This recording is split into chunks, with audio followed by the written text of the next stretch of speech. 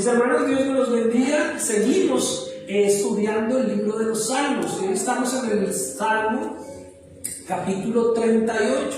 El mensaje de hoy tiene un título un poco difícil. De pronto usted va a decir, ¿cómo así, pastor? Que mi respirar. ¿Qué significa mi respirar, mis hermanos?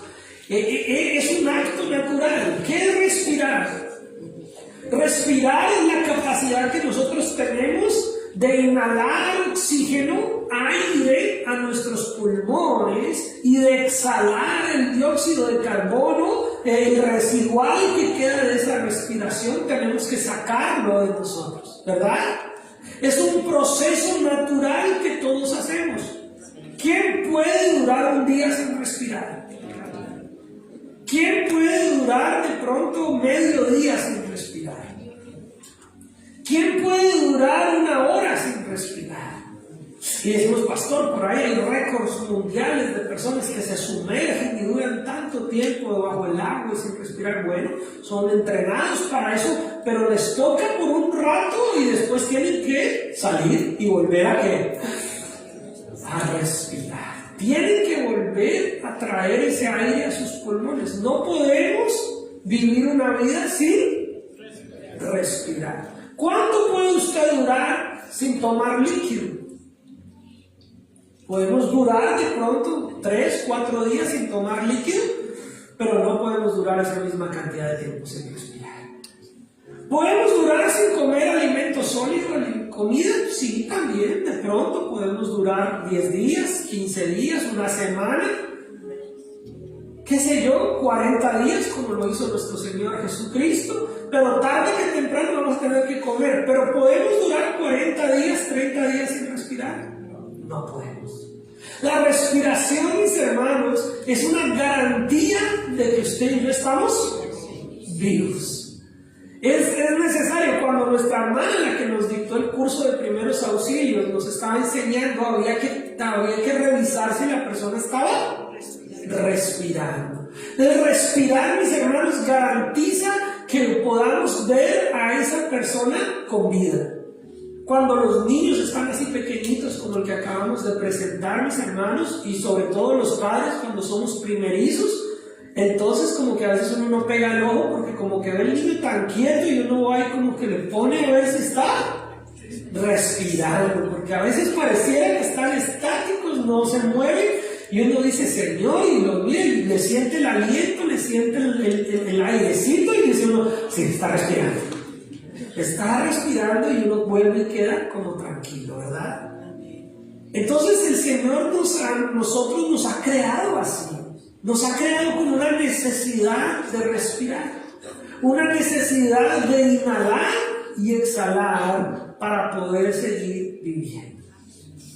Y así es nuestro cuerpo, pero tarde que temprano, mis hermanos, y no me quiero poner trágico, pero tarde que temprano un día se acaba ese aliento. Un día dejamos de respirar. Ojalá sea de viejitos, ojalá sea por allá de más de 100 años, pero un día va a pasar. Un día vamos a dejar de respirar. Pero nuestra vida espiritual sigue adelante. Nuestra vida espiritual continúa. El problema, mis hermanos, es que sea ahora o sea en la eternidad, necesitamos también respirar espiritualmente. ¿Y cuál es nuestra respiración aquí en la tierra? ¿Cuál es nuestra respiración espiritual, mis hermanos? Y eso es lo que vamos a mirar a través de su palabra. Nuestra respiración aquí en la tierra depende también de nuestra necesidad. No es lo mismo respirar usted ahorita aquí sentadito en esa banca, tranquilo. Respiramos. No es lo mismo que respirar en medio de un cuarto, tal vez que se quemó algo y está lleno de humo, ¿verdad? No es lo mismo respirar si usted se está ahogando en una pileta, en una piscina y usted... No es lo mismo respirar cuando usted está tranquilo caminando o cuando usted está corriendo una maratón. Así que las circunstancias de nuestra vida hacen que nuestro deseo de aire, nuestro deseo de respirar también cambie. Y ahí es donde entramos aquí en este Salmo 38, mis hermanos. La palabra del Señor dice que el salmista, inspirado por el Espíritu Santo, dice: Jehová, no me reprendas en tu furor. El salmista está expresando una situación, está sintiéndose en una prueba, en una dificultad, y dice: ni me castigues en tu ira. Quiere decir que está sintiendo que lo que le está pasando es tan fuerte que de pronto puede llegar a pensar que Dios lo está castigando. Y le dice: Señor, por favor, no me reprendas, no me castigues, porque tus saetas, tus flechas cayeron sobre mí, y sobre mí ha descendido tu mano. Siento la presión de tu presencia, Señor, y no hay nada sano en mi carne a causa de tu ira, ni hay paz en mis huesos a causa de ¿qué? De mi pecado. Este salmista está expresando una situación muy espiritual, pero que ha venido afectándose por causas naturales. Al parecer estaba pasando por una enfermedad, por un momento físico, un momento donde su cuerpo estaba supurando, estaba generando algo que le estaba causando dolor. Dice: nada hay sano en mi carne, no hay paz en mis huesos. Pero él dijo: esto tiene que ver con mi pecado, esto tiene que ver con mi maldad, esto tiene que ver. Ahora, no estoy diciendo que todas las enfermedades sean por nuestro pecado, pero sí estoy diciendo que toda nuestra humanidad se ha venido deteriorando desde la creación por causa del pecado original. Entonces, aún el hecho que un día dejemos de respirar es por causa del pecado. Y entonces el salmista dice: Señor, yo he pecado, yo he fallado, Señor, pero no me reprendas en tu ira, no me castigues en tu enojo, no traigas sobre mí este peso tan grande. Dice: porque mis iniquidades, versículo 4, se han agravado sobre mi cabeza. ¿Qué son las iniquidades? Es esa continuación del pecado que cae en culpa. Y la culpa, mis hermanos, hace que usted espiritualmente no pueda respirar. La culpa a veces como que nos agobia. La culpa no es lo mismo que el arrepentimiento. La culpa es saber que usted ha hecho algo mal, pero no sabe cómo hacer que eso deje de dolerle, que eso deje de afectarle. Judas, uno de los apóstoles del Señor Jesucristo, en sus expresiones, en su manera de compartir con los demás, él mostraba amor por Jesús. Él creía que estaba haciendo lo correcto, pero cuando llegó el momento de entender el plan de Dios, tomó decisiones equivocadas, y cuando se dio cuenta que había entregado al Hijo de Dios para ser crucificado, no fue que viniera arrepentimiento, vino culpa. Vino dolor, vino algo que lo agobió tanto que lo llevó a quitarse la vida. Lo llevó a dejar de respirar. La culpa, mis hermanos, es cuando el pecado, cuando nuestra maldad se vuelve en nuestra contra. Es como la persona que al principio inicia tal vez con las drogas, y al principio todo parece una locura, pero cuando ya su cuerpo le causa una dependencia terrible, cuando ya no experimenta placer sino una necesidad para no sentir los dolores, los calambres, para no sentir el dolor que su cuerpo genera por la adicción, entonces ya no hay placer, y cuando se logra volver a calmar con la droga, después lo único que aparece es culpa, porque no ha podido superar esa crisis, porque no ha podido salir de ese círculo vicioso. Le estoy utilizando un ejemplo simplemente, pero eso aplica en muchas áreas de nuestra vida. La culpa se vuelve un sentimiento que va y vuelve, porque fallamos y de pronto creemos que nos arrepentimos, de pronto creemos que hicimos las cosas bien, enmendamos el error, pero volvemos a fallar en lo mismo y vuelve ese sentimiento de culpa. Y la culpabilidad nos agobia, la iniquidad nos destruye, la iniquidad, dice la palabra del Señor, se ha grabado sobre nuestra cabeza, porque nuestros pensamientos se nublan y hasta nuestra respiración no es igual. Y dice: como carga pesada se ha grabado sobre mí. La culpa, mis hermanos, es una carga pesada que nosotros no podemos cargar. Por eso el Señor en su infinita misericordia y en su infinito poder dice: vengan aquí todos los que están trabajados y cargados. Y el Señor nos hace descansar. Y siempre decimos: ay, sí, pastor, esos problemas que yo tengo, el trabajo. No, ¿saben cuál es la carga más grande que cargamos? La carga de la culpa de nuestro pecado. Y esa carga no la podemos soltar sino en arrepentimiento. Esa carga no nos la podemos quitar sino humillándonos ante el Señor, llegando ante su presencia y reconociendo que no podemos seguir cargando con esa culpa. Que no podemos seguir cargando con esas consecuencias del pecado, que no podemos seguir cargando con esos malos hábitos. Y entonces le decimos: Señor, aquí está el Señor. Y si nos arrepentimos sinceramente, el Señor toma toda esa carga y nos libera de esa carga. Pero aquí el salmista está expresando, y si usted se da cuenta, la mitad de este capítulo, que la estamos leyendo un poco rápido para llegar a lo que es importante en términos del porqué de mi respirar, dice que hieren y supuran mis llagas a causa de mi locura. Él se siente que su necedad, su pecado, le ha hecho hacer que su cuerpo cada día esté peor. Y saben, mis hermanos, que aunque a veces no queramos asociarlo, pero nuestra salud física muchas veces, mis hermanos, se vuelve más grave. No es que la enfermedad sea pecado, pero si una persona enferma, aparte de eso está en pecado, aparte de eso no busca a Dios, aparte de eso no reconoce a Dios, se deteriora más rápido, se acaba más rápido. Pero cuando nosotros sabemos que podemos buscar del Señor, aún el Señor en medio de la enfermedad más difícil, el Señor trae esperanza. El Señor trae fortaleza. El Señor nos ayuda, mis hermanos. Y vuelvo ya con la aclaración, porque yo no soy de los que predico de esa manera. No quiere decir que estaba enfermo, quiere decir que hemos hecho algo malo, que estamos en pecado. Lo que estoy diciendo es que la enfermedad con pecado es una cosa, y la enfermedad en arrepentimiento es otra. Lo que estoy diciendo es que cuando nosotros tenemos a Cristo, eso ya no es algo que nosotros digamos: estoy pasando por esta prueba por mi pecado, sino al contrario, estoy pasando por esta prueba y Cristo está conmigo. Y Dios está conmigo, y Dios es el que me sostiene. Y dice: estoy encorvado, estoy humillado en gran manera, ando enlutado todo el día. Es una tristeza profunda, mis hermanos. Ustedes alguna vez, espero que ojalá no, pero todos hemos pasado por esas cosas, hemos tenido momentos de tristeza y de dolor que como que no podemos respirar. Como que el aire se nos va, como que es tanta la tristeza que no podemos respirar, mis hermanos.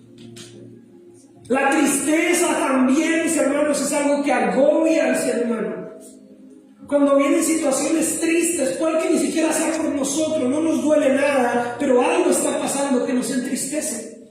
Algo está pasando a nuestro alrededor que no nos deja tener paz, que no nos deja tener calma. Y eso, mis hermanos, se traduce que estamos como enlutados todo el día, que andamos en tristeza profunda. Hoy uno de los grandes males de la sociedad es que se han aumentado, se han disparado, mis hermanos, las estadísticas del tema de la depresión.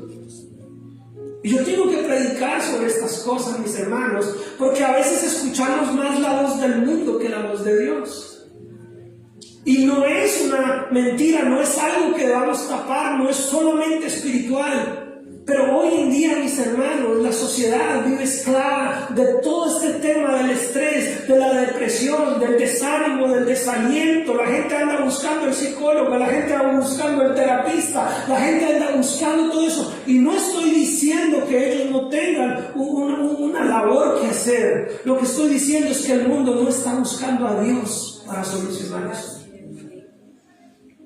La depresión es real, los problemas de la salud mental son reales, mis hermanos. Nuestro cuerpo, nuestra mente también es un órgano que se enferma. Pero Dios sigue siendo Dios. Pero el que creó el riñón creó la mente. El que creó el intestino creó la mente, mis hermanos. El problema es que se nos olvida que Dios es el único que puede traer una verdadera paz. Que Dios es el único que puede realmente aliviar nuestra tristeza, aliviar nuestro dolor.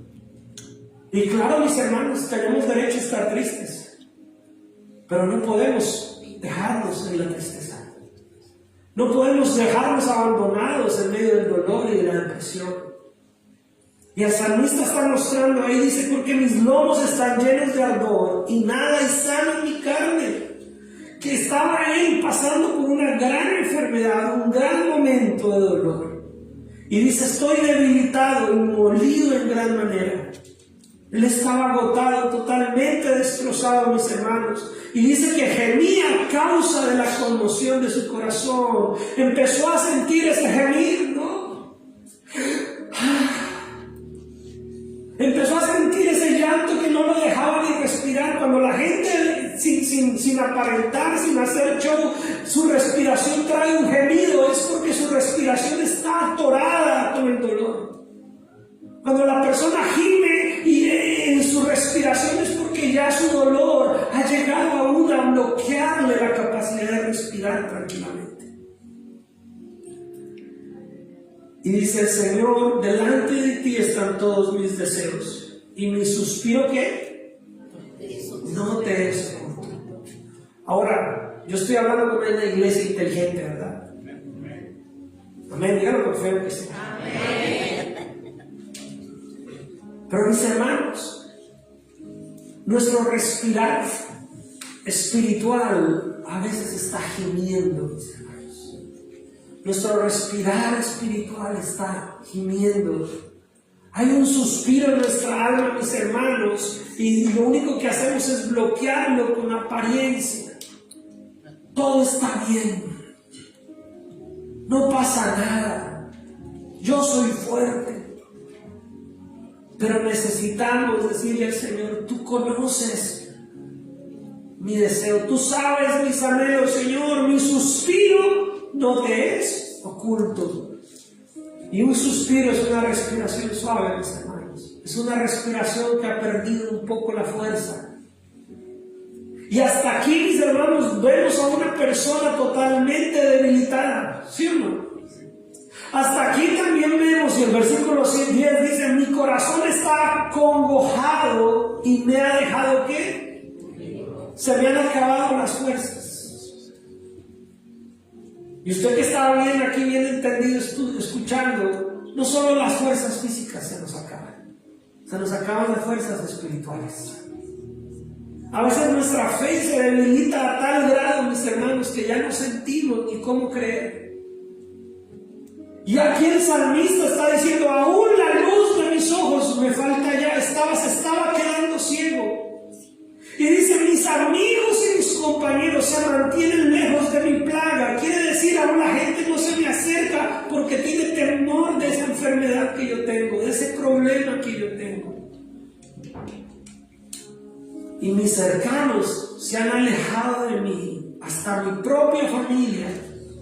Hasta la familia cercana a veces en los momentos más difíciles no está. Aún los más cercanos a veces, cuando las cosas se ponen tan feas en nuestra vida, a veces tampoco están. ¿Y saben quién experimentó todo esto? No por causa de su pecado, sino por causa de tu pecado, de mi pecado. El Señor Jesucristo. El Señor Jesucristo experimentó todo esto, no por su maldad, sino por la nuestra. No por su pecado, sino por el nuestro. No por su culpa, sino por la nuestra. El Señor Jesucristo fue abandonado aún de sus más cercanos. Sus llagas, producto de todo lo que le hicieron, estaban atormentándolo y la gente ya ni quería verlo, ni quería acercarse. La muerte de Cristo antes de llegar a la cruz fue un show de destrucción donde la humanidad centró toda su maldad y toda su arrogancia y su soberbia en destruir la única fuente de salvación. Y cuando lo maltrataban, mis hermanos, lo estaban enfermando, lo estaban lastimando. La corona de espinas, dicen los estudiosos, mis hermanos, que esas espinas estaban con un veneno natural que hincharon su cabeza. Estaba lacerado, trajo fiebre, trajo malestar a su cuerpo, se debilitó sus fuerzas, como lo decían, lo leímos hace poco. Él estaba experimentando todo y más allá de nosotros mismos, todo lo que en algún momento a veces nosotros decimos que hemos experimentado. ¿Por qué lo hizo el Señor, mis hermanos? Para que tú sepas que Él te entiende. Que no hay dolor que tú y yo, o situación o circunstancia que tú y yo hayamos experimentado, que estemos experimentando, o que tal vez experimentaremos, que el Señor no la comprenda. Que el Señor entiende tu dolor. Que el Señor estuvo abandonado, solo. Y dice, los que buscan mi vida aman lazos, y los que procuran mi mal hablan iniquidades y meditan fraudes. La gente estaba mintiendo acerca de Jesús. Y usted puede decir, pastor, de mí también han mentido, pero nunca como mintieron como Jesús.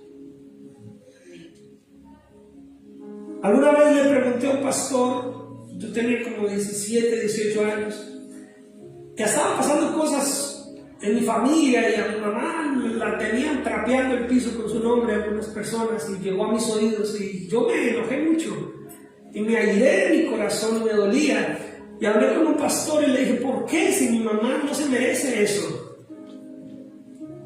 Y el pastor no me habló nada, mi mamá me dijo, Jesús tampoco se merecía lo que le pasó. Y yo no entendía hasta ese momento por qué me decía eso, pero mis hermanos, no hay nada que tú y yo no experimentemos difícil, doloroso y traumático en esta vida, que Jesús no lo haya experimentado por ti y por mí y no lo entienda. Él te entiende en tu dolor. Y Él entiende tu suspirar, tu respirar. Él entiende cuando tu respiración no sale, ni física ni espiritual. Y dice la palabra del Señor, dice, mas yo, quiero que lea el versículo 13 conmigo. Mas yo, como si fuera sordo, no oigo, y soy como mudo que no abre la boca. Mis hermanos, cuando el mundo se levante contra nuestra, cuando aún el enemigo de Dios se levante contra nuestra, yo no soy como muchos que de todo lo bueno y que cosa del diablo, no me gusta darle tanto crédito a él. Pero aún si el mismo diablo se mete contigo, mis hermanos, la palabra del Señor nos muestra que no podemos prestarle nuestros oídos, que no podemos escuchar la voz del que te los atormenta, ni con culpa, ni con salidas que no nos lleven a Cristo. Y entonces dice la palabra, dice, mas yo como si fuera sordo no oigo, y soy como mudo que no abre la boca. Mis hermanos, yo sé que es difícil y yo sé lo que estoy predicando hoy.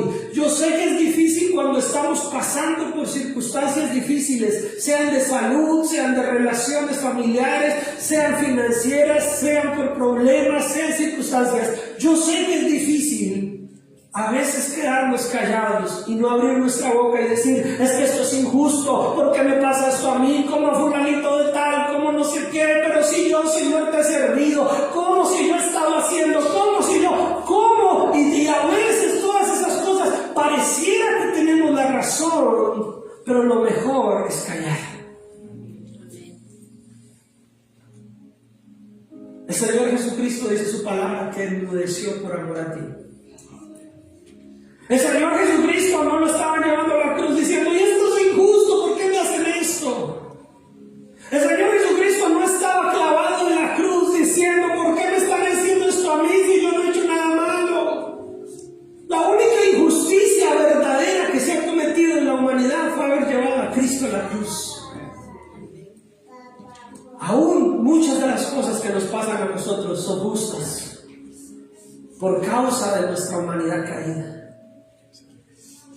Pero siempre el ser humano está buscando refutar, quejarse, justificarse, ¿por qué a mí? Y lo que nos está invitando esta lectura hoy y a entender es que aunque te esté pasando lo más difícil y aunque hayas pasado lo más difícil, tienes que respirar mirando a Cristo. Tienes que sentir que Dios trae el aire de tu vida. Él es el aire de tu vida. Él es el único que puede ayudarte a seguir adelante. Jesús entiende nuestro dolor, pero aún entendiéndolo no nos justifica por nuestros actos, nos justificó por el suyo. Y fue su acto en la cruz donde cayó, enmudeció y no prestó oído al enemigo para perdonarte, para perdonarte, para perdonarme, para perdonarnos, para salvarnos. Soy pues como un hombre que no oye, en cuya boca no hay ¿qué? Reprensiones. Mis hermanos, antes de empezar a justificarnos, antes de empezar a reprochar, antes de empezar a nosotros buscar culpables, antes de empezar nosotros a decir por qué, si yo he sido así, si yo he sido bueno, mejor digámosle al Señor: Señor, ¿qué me estás enseñando con esto? ¿Cómo estás formando en mí un carácter que se parezca al tuyo? ¿Cómo estás haciendo que mi vida se parezca a lo que tú anhelas y quieres que yo sea para ti? Porque recuerden, mis hermanos, que nuestro respirar en esta tierra un día va a acabarse, pero nuestro respirar eterno continúa. Nuestro respirar espiritual continúa. Dios no nos guarda solamente para que aquí no nos muramos mañana. Dios nos guarda para que si nos morimos mañana sigamos con vida con Él en la eternidad. Dios nos guarda aquí y ahora para su gloria, para que Él sea visto y conocido. Y dice Él: pues soy un hombre que no oye y en cuya boca no hay represión, porque en ti, el versículo que nos aprendimos, porque en ti, oh Jehová, he esperado, tú responderás, Jehová, Dios mío. Señor, sigo esperando en ti porque sigo creyendo en ti. Porque mi vida, mis hermanos, nuestra vida, nuestro respirar espiritual está en Él. Está en su palabra, está en seguirlo conociendo. Nuestro aliento, nuestro respirar, así como usted inhala aire y exhala dióxido de carbono. Sí sabemos eso, ¿no? Usted inhala oxígeno, pero exhala lo que el residuo, mis hermanos. Nosotros tenemos que inhalar la palabra del Señor, tenemos que inhalar las promesas de Dios, tenemos que inhalar el amor de Dios sobre nuestras vidas, tenemos que inhalar la esencia misma de quién es Cristo en tu vida, para que puedas exhalar en arrepentimiento todo lo que tienes que sacar de tu vida, el pecado, la maldad, todo lo que nos sirve. Tenemos que sacarlo de nuestro sistema para que solo la palabra de Dios sea la que reine en nuestros corazones. Cristo es nuestro respirar. Su palabra es nuestro respirar. Cristo tiene que ser el motor de tu vida. Cristo tiene que ser quien mueva tu vida en todo sentido, en los tiempos difíciles y en los tiempos buenos, en los momentos de enfermedad y en los momentos de salud. Cristo tiene que ser tu respirar. Y la oración, mis hermanos, ¿qué es lo que estamos viendo en el capítulo 38? Una oración. La oración, mis hermanos, es el aire que usted y yo como cristianos necesitamos día tras día. Por eso estos 50 días de oración, mis hermanos, que iniciamos, no son para que se acabe y el día 51 olvidamos el tema, no. Es que si tú has olvidado respirar, vamos a mantenerlo como una constante. Si se nos ha olvidado cuál es nuestro aire, nuestro aliento para respirar, que es la oración, lo volvamos a retomar. Y vuelvo y aclaro como lo hicimos al principio. Usted y yo no podemos dejar de respirar el aire normal, ¿verdad? Pero ¿por qué nuestro aliento espiritual sí se acostumbra a no orar? ¿Por qué dejamos de pasar tanto tiempo sin hablar con Dios? La oración es como tu respirar. La oración es parte, por eso el Señor dice en su palabra: orar sin cesar, porque usted no puede cesar de respirar, no podemos cesar de orar. Y orar no es solamente un rato o un momento, orar es una relación continua, constante, una comunicación permanente con el Dios que te ha salvado. Orar es el entendimiento de que Dios está contigo todo el tiempo, y si todo el tiempo le hablas, todo el tiempo te escucha. Y no importa el lugar, no importa el momento. Claro, sacamos espacios específicos. Claro, tenemos oración comunitaria. Claro, tienes espacios de intimidad allá en tu cuarto, cerrada tu puerta de oración individual. Claro, oras con tu familia, pero el resto del tiempo Dios sigue estando ahí. En todo lugar Dios está contigo. respirar, voy a proponerme respirar bien esta media hora y te olvidas de respirar el resto del día, ¿verdad? Dios siempre está ahí para que tú lo tengas presente en tu vida. Para que tú sepas que Él te oye, que Él te ve, que Él está contigo en el trabajo, que Él está contigo en la escuela, que Él está contigo en el parque, que Él está contigo cuando estás viendo una película, que Él está contigo cuando vas a una actividad recreativa, que Él está contigo cuando te sientas en un cumpleaños, en una fiesta. Él está contigo en todo momento. ¿Qué escucha de tu boca? ¿Aire espiritual? ¿O te estás ahogando sin reconocer que Él sigue ahí? La oración es nuestra conexión espiritual con el Señor. Su palabra es nuestro aire. La presencia de Dios en la oración y en la palabra del Señor nos provee el oxígeno espiritual que necesito. Yo sé que estoy hablando con una iglesia que no entiende la comparación. Y dice la palabra del Señor: porque en ti, oh Jehová, que he esperado. Tú responderás, Jehová, Dios mío. Dije, no se alegren de mí cuando mi pie resbale, no se engrandezcan sobre mí. ¿Qué es eso? Orar con Dios. Hablar con Dios. Dice, pero yo estoy a punto de caer y mi dolor está delante de mí continuamente. Por tanto, ¿qué hace la persona? Confesaré mi maldad y me contristaré por mi pecado. Pastor, yo ya me arrepentí. Yo hace como 15 años yo hice mi oración y me arrepentí. Y desde hace 15 años no has vuelto a fallar. No has vuelto a cometer ningún pecado. No te has enojado con nadie. No has dicho cosas que de pronto en tu enojo no querías decir y las dijiste. Nuestro respirar y nuestro arrepentimiento no es un día de oración, no es un momento en la historia de nuestra vida cristiana. Nuestro arrepentimiento también es parte de nuestra oración constante, porque todos los días fallamos. Todos los días hacemos cosas sin a veces meditar, pensar, somos imprudentes.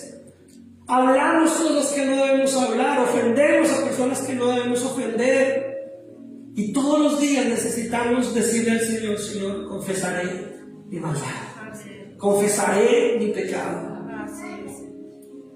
Y hemos creído en el Dios que perdona, ¿verdad? Hemos creído en el Dios que salva. Pero ¿cuándo es cuando verdaderamente a veces queremos tener esa respiración espiritual? Cuando nos estamos ahogando. Nadie anhela tanto el aire como el que se está ahogando. Nadie anhela tanto el aire como el que se le cerró la tráquea porque se atoró con un pedazo de carne. Y solamente en ese momento sí sentimos esa necesidad de aire. No puedo. ¿Por qué hasta ese momento valoramos el aire que todos los días tenemos? Y con Dios muchas veces somos así, mis hermanos. Solamente cuando ya tenemos el problema, ahí sí anhelamos esa oración, ahí sí anhelamos ese clamor. Cuando debemos tenerlo todo el tiempo. Y anhelar estar en la presencia del Señor todo el tiempo.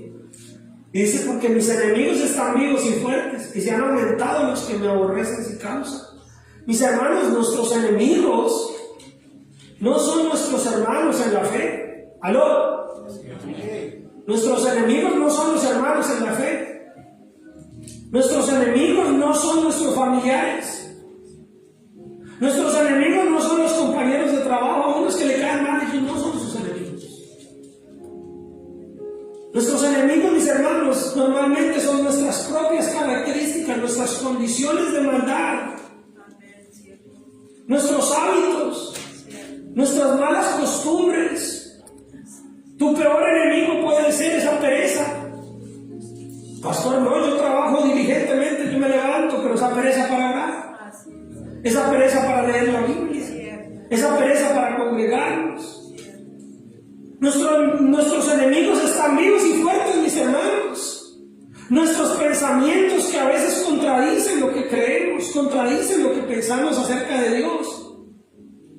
Nuestra envidia, los celos, la lujuria, mis hermanos, la avaricia que mueve a veces nuestro corazón. Esos enemigos están vivos y fuertes. Esos enemigos siguen ahí. Pero dice el Señor, dice la palabra del Señor, que nosotros no nos vamos a dejar. Porque dice ahí, los que pagan mal por bien me son contrarios por seguir yo lo bueno. Se oponen porque usted está buscando a Dios. ¿Qué quiere el enemigo? Que usted claudique. ¿Qué quiere la gente que a veces se burla de nosotros como cristianos? Vernos mal, vernos caídos. Que si usted ha sido un testimonio para su familia por mucho tiempo, ojalá le falle. Que si su matrimonio ha sido de bendición para muchos otros, y ojalá la gente dice, ojalá se separen, ojalá se divorcien. Y la sociedad, el mundo, el sistema de este mundo sigue siendo nuestro enemigo. Pero dice la palabra del Señor que no tenemos lucha contra sangre y carne. Nuestra lucha es espiritual. Nuestra lucha es contra un mundo, un sistema espiritual que quiere vernos destruidos. Pero dice la palabra del Señor, no me desampares, oh Jehová. Amén. No me desampares, Jehová, Dios mío, no te alejes de mí. Apresúrate a ayudarme, oh Señor, mi salvación. Nuestro respirar tiene que volver a anhelar la presencia del Señor. Iglesia, les estoy hablando a ustedes, están acá. Iglesia, ¿anhelas la presencia del Señor o solo quieres pasar un espacio religioso? ¿Anhelas venir a este lugar y que la palabra sea parte de ese oxígeno que alimenta tu vida, o solamente venimos aquí para de pronto cumplir con una condición religiosa? ¿Anhelas buscar verdaderamente la oración al Señor? ¿Anhelas verdaderamente que sea tu respirar? Entonces tienes que inhalar. ¿Cómo se respira? Inhalando. Tienes que inhalar la palabra del Señor. Tienes que dejar que los principios y los valores de Dios entren a tu vida. Tienes que respirar la palabra del Señor que te muestra la realidad de quién es Él. Tienes que inhalar en oración la misericordia y la gracia para tú también perdonar a los que te ofenden, para tú también amar a los que no te aman, para tú mirar a la gente con la misericordia con la que Dios te ve a ti. Queremos que Dios nos mire con misericordia, ¿verdad? ¿Queremos parecernos a Él? Entonces tenemos que mirar con misericordia. Porque es fácil para nosotros siempre pedirle al Señor que pobrecito yo y que acabe con todos mis enemigos.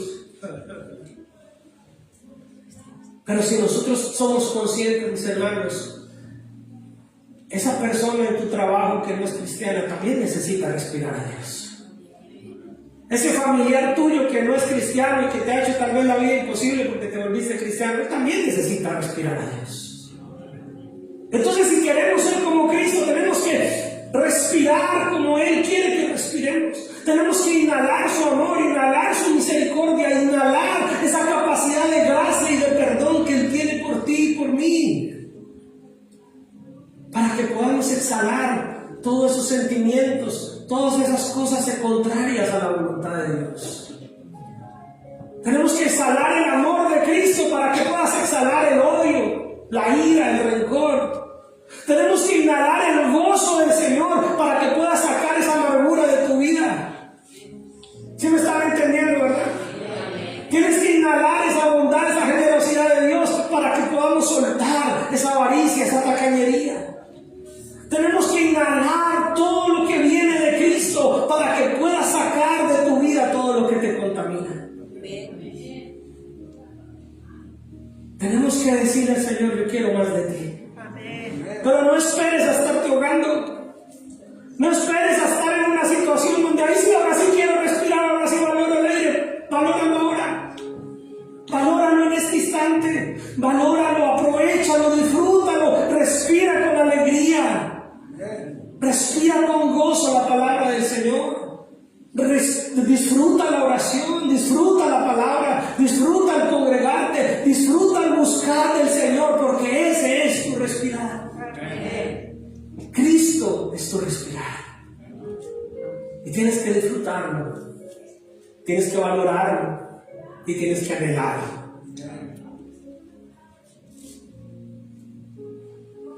Primera de Corintios, capítulo 15, versículo 45, y cerramos ahí.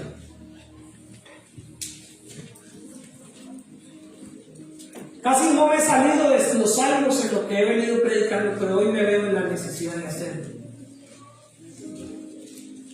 Primera de Corintios, capítulo 15, versículo 45. Confirma todo lo que les he predicado.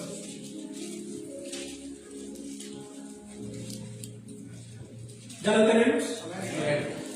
Y dice la palabra del Señor en Corintios, 1 Corintios 15, 45, dice: así también está escrito, fue hecho el primer Adán, alma viviente, y el postrer Adán, o sea Cristo, espíritu ¿qué? Vivificante. Él es el espíritu que vivifica tu vida. Él es el aire que necesitas en tu vida espiritual. Adán representa nuestra humanidad natural, un alma viviente, una persona de carne y hueso que respira oxígeno. Pero Cristo, el postrer Adán, es el único que te puede ayudar a respirar espiritualmente, porque Él es espíritu vivificante. Él es el aire que necesita tu vida. En esta tierra un día dejaremos estos cuerpos mortales como Adán lo hizo, pero el Espíritu Santo vivifica nuestra alma, nuestro ser interior, y con Él tenemos vida eterna. Y en Él hay esperanza. Cristo es espíritu vivificante, mis hermanos. Cristo es el aire que necesitas. Pastor, yo ya soy cristiano. Sí, pero tal vez no lo has respirado como debería respirar. Pastor, yo leo la Biblia, pero tal vez no la has leído como tenías que leerla. Pastor, yo sí oro, pero tal vez has dejado de orar como si tu vida dependiera de ello. Te has acostumbrado a respirar sin valorar el aire que respiras. Te has acostumbrado a venir a la iglesia sin valorar lo que implica estar reunidos en su nombre. Te has acostumbrado a cantar simplemente para sentirte bien, pero se te olvida que cantamos al que nos da la vida, al que es nuestro aire. Te has acostumbrado a hacer cosas buenas para el reino de Dios, pero pensando que eres tú y no es por la causa del aire que te ha permitido vivir. Todo lo que somos, mis hermanos, todo lo que tenemos es porque Él es nuestro aire, Él es nuestro espíritu vivificante. No hay nada que tú y yo podamos hacer si Él no es nuestro espíritu vivificante. No hay nada que tú y yo podamos cantar si no es Él el espíritu vivificante que nos impulsa. No hay nada que tú y yo podamos hacer por otros si no es porque Él es el espíritu vivificante que te impulsa a hacer lo mejor que tú puedas hacer por otros. No hay nada que podamos enseñar si no es porque el espíritu vivificante de Dios ha entrado en tu vida y te hace respirar espiritualmente. No hay nada en nosotros que no se pueda ejecutar para la gloria de Dios, si no es porque el espíritu vivificante de Dios habita en nuestros corazones. Él es el aire para respirar. Él es tu respirar, mis hermanos. Ahora mi invitación como pastor es: respira.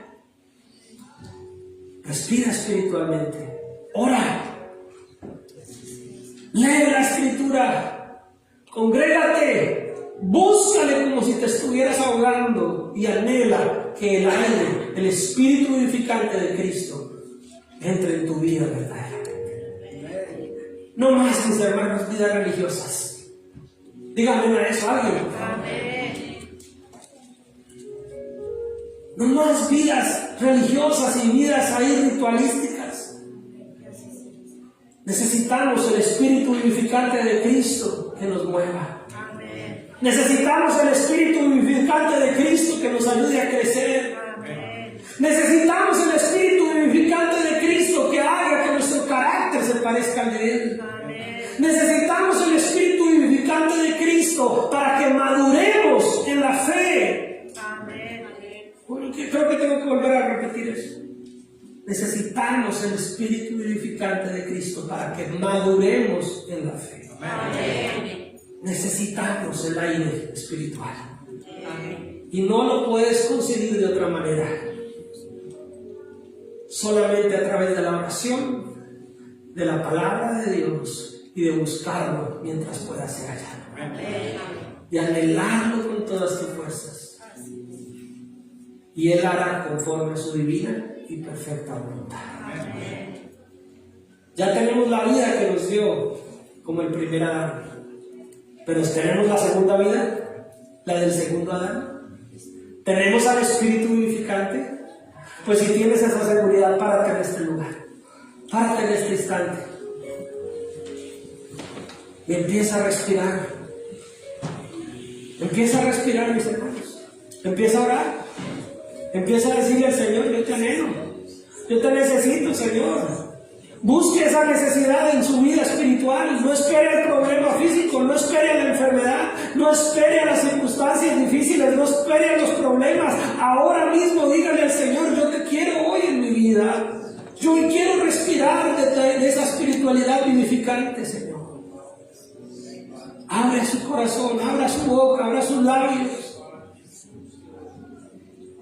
y anhele la presencia del Señor. No dependa de momentos, no dependa de canciones, dependa de Cristo. No dependa de estímulos externos, dependa de su necesidad espiritual. No dependa de que otros le animen y le den. Haga de su vida esa persona que necesita el aire para respirar. Que necesita al Señor Jesucristo desesperadamente. Si te estuvieras ahogando en este instante, ¿cómo anhelarías el aire normal?